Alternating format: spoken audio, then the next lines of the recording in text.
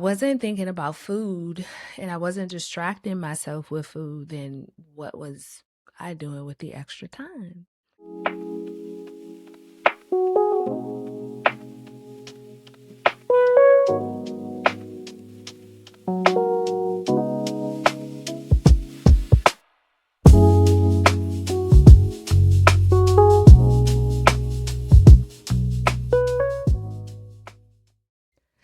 So I'm now starting a new framework that really honestly has been my only framework for all of my body transformation. It is mindset, nutrition, and movement.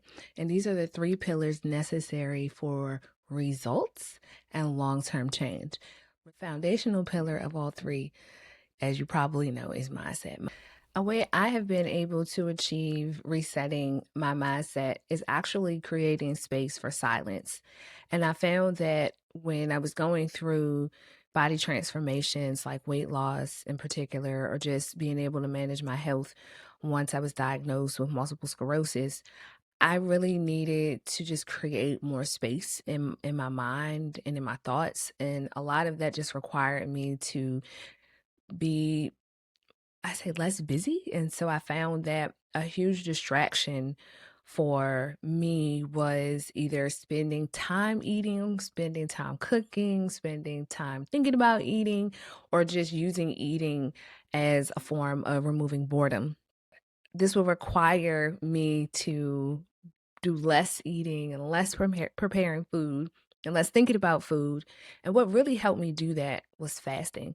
Now, I had tried intermittent fasting for years. I knew how to stop eating at nighttime after dinner and not eat again until breakfast. And to some, that would qualify as intermittent fasting. So that was about 12 hours of no eating. Now, that is pretty much kind of the lowest rank of intermittent fasting because in order for the biological and cellular benefits to be achieved, you really can't eat for at least 10 hours. So at 12 hours I was already kind of in a fat burning, close getting to a fat burning mode. But the intermittent fasting improved over time. I learned how to squeeze my eating window out of 24 hours in a day. I was able to squeeze it down to eating 8 hours in a day. And that left me 16 hours for my body to really process the food and process the cells, and put my body into autophagy. And we could talk about that in a future video or another video. But I was able to do that successfully through intermittent fasting. But what I was finding was that the less I had to think about food, the less I wanted food. I wasn't thinking about food and I wasn't distracting myself with food, then what was I doing with the extra time? I couldn't escape with food or being distracted with something that was somehow encompassing being in the kitchen or feeding my family. And so you have this extra 4 to 5 hours where you're not eating, you're not thinking about eating. I just would journal more. I would take walks. I would even just be more productive, cleaning the house, cleaning up my files, cleaning up my digital files, my email. There was so much more I could do. And so I started to get this mindset of just productivity because I wasn't using the time being distracted. I won't say that I had a food addiction, but I will say that food was on my mind quite a bit. The reset of my mindset really helped me to just focus on things that were sitting there waiting for me to be productive. I had a business. I started three businesses over my lifetime. So when I was intermittent fasting, I was focusing a lot more on my business, focusing a lot more on my education and learning. There was just all this immense opportunity out there. But had I not really unlocked fasting, I don't think I ever would have gotten there. So I think if we think about how do we start focusing on our mindset, I feel like the easiest lift for me was to just activate fasting. So intermittent fasting is how I started. I've really locked in on that 16 hours of no eating. But one day I had discovered a video from this YouTuber. Her name's Colleen, and I'll put her channel here in the description. But she talked about alternate day fasting, and I have gotten so inspired by her content because she was showing you how she was living her life on the days when she wasn't eating. So alternate day fasting is fasting on one day. So, your last meal of the day is say 8 o'clock on Monday. Tuesday, you don't eat. And then Wednesday, you eat again your breakfast. And then you eat Wednesday. Your last meal on Wednesday is your last meal. Thursday, you don't eat. And then you eat again on Friday morning. And so it was a way of her eliminating a significant amount of calories, because we could think about calorie reduction daily, or we can think about calorie reduction weekly. And I think that the alternate day fasting really helps with calorie reduction on a weekly scale. So it was easier for me to think about, okay, well, maybe I don't have to be as restrictive with my diet and cutting back a lot of the food if I compress my eating schedule into a couple of days a week. And I will say that alternate day fasting is wildly successful. Like, I can't say how much weight I lost, because I did not weigh myself, and my clothes were just so loose after maybe 3 or 4 weeks of this alternate day fasting cycle. It was super effective, but again, those days where I wasn't eating, I had to really lean in on my mindset. So some of the things that I did while I was fasting is I got really, really good at praying for longer periods of time. So spending more time with God. Journaling, a style I use is gratitude journaling, where I just write down everything that I'm super grateful for in that day. And then I have goals, and then I just write all the goals that I'd like to achieve within the day. I try to be super realistic. I will organize my vanity. I will do a load of laundry. I will take my multivitamins. And so the fasting allowed me to hush food noise, food recovery, guilt from maybe having the food that I ate. And I just locked in on alternate day fasting, and just not eating on my feast days and not eating on my fast days. I will say alternate day fasting, it takes some practice. So I would start with intermittent fasting, eating 4 hours and not eating 20 hours. I think if you're somewhere around that realm, you could just jump right into alternate day fasting. For nutrition, I have to be really clear that nutrition is going to be the hardest part, and it is the core of body transformation. Say it's the hardest part only because the standard American diet, or what we like to call SAD, the standard American diet is don't cook your food, get something fast and quick and cheap, shame certain types of food so that you don't eat them, eat processed foods because it's quick and it's easy, it's cheaper. Don't take the time to like sit down and enjoy a meal, drive through, grab and go, just throw everything you need in a bowl. Like, don't take time to really look at your food and see what you're eating.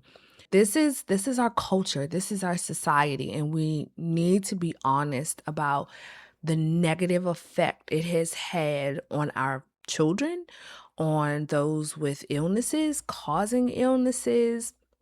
And so, because of that, nutrition is often going to be the hardest one, because there is so much advice out here. There's so many people telling you what to do. There are so many people who have yo-yo dieted, me included. I was a yo-yo diet. I've probably tried them all, but the nutrition piece is the most critical and the most important, which is why it is a multi-billion-dollar industry in America. Food and weight loss, I mean, they go together like a hand and a glove. You need one to achieve the other. Like, in order for you to even be healthy and heal, you're going to also need nutrition. So even if this is not about a weight loss journey for you, and it's about healing, like it was for me when I was working on managing the multiple sclerosis symptoms, the MS symptoms, it really came down first to after my mindset and being ready for the transformation was food. And it really hinges on the food that you eat and that you consume. So I could probably create a whole video series just talking about food, and I probably will, because I think I have a lot of opinions after many years of dieting and then getting it right and then coaching so many other men and women on their transformation, their health transformation.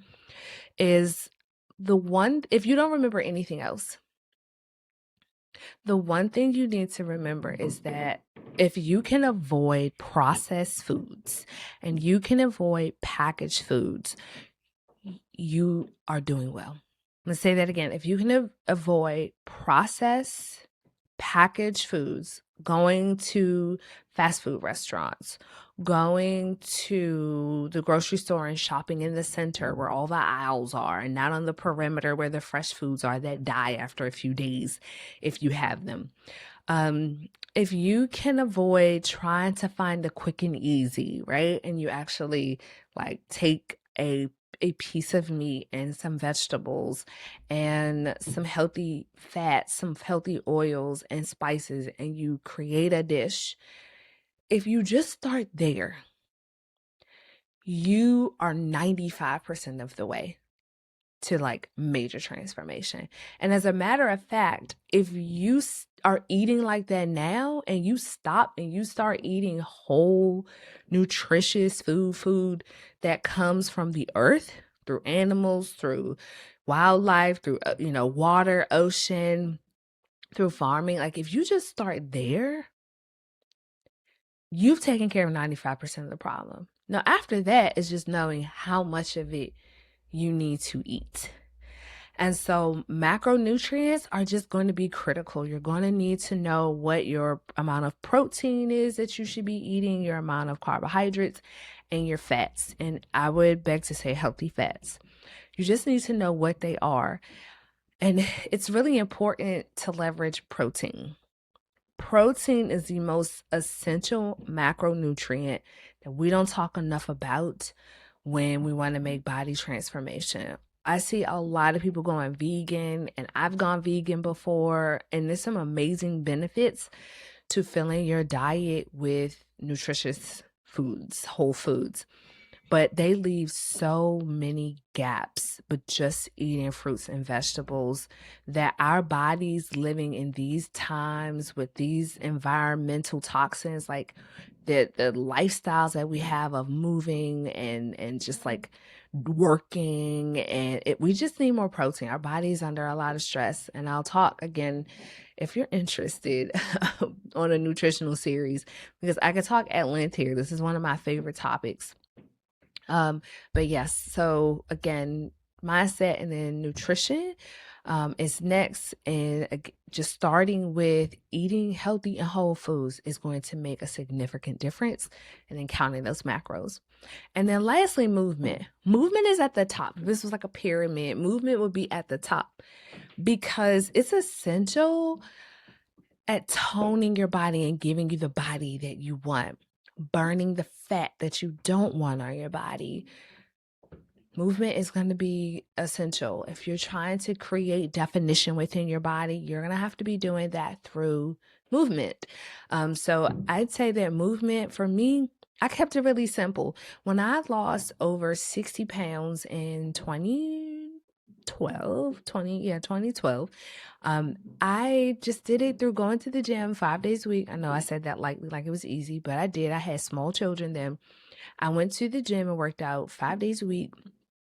And I ate whole nutritious foods through smoothies and, like a nutritious meal every day. And by the end of the year, I lost 60 pounds. But what was so crucial to that, when I went to the gym, all I did was get on the treadmill. I didn't really understand what else to do. So those first 6 to 9 months, I was just get on the treadmill for an hour and then I would go home because I didn't have a treadmill at home. I probably, I don't know if YouTube was really popular right back then about posting fitness videos, but it doesn't matter. It was just 10 to 15,000 steps a day. That's all you need. That's literally all you need to just walk. Walking is so phenomenal. Walking, especially when you don't have on earbuds, you're not listening to music or podcasts, and you're just absorbing the atmosphere around you. you get to this super deep state of mindfulness and taking care of myself. Everything I wanted to do differently in my life, what I had done well. I could reflect on my day. I could prepare what I wanted to do for the next day. It was just so much I got to do just by putting on a pair of sneakers and going outside and walking, or going to the gym and just walking on the treadmill undistracted. So that's the M&M framework in a nutshell. In future videos, I'll break down what these 3 pillars look like and how you can practice them successfully. Thanks for hanging out with me. If you want to learn more about Destined to Live Well and what we do in terms of providing guidance and coaching, you can click the link in my description, visit our website, and learn more. Thanks for watching. Please subscribe. Please give me feedback on what I've shared and, again, what you're interested in learning more about. See you next time.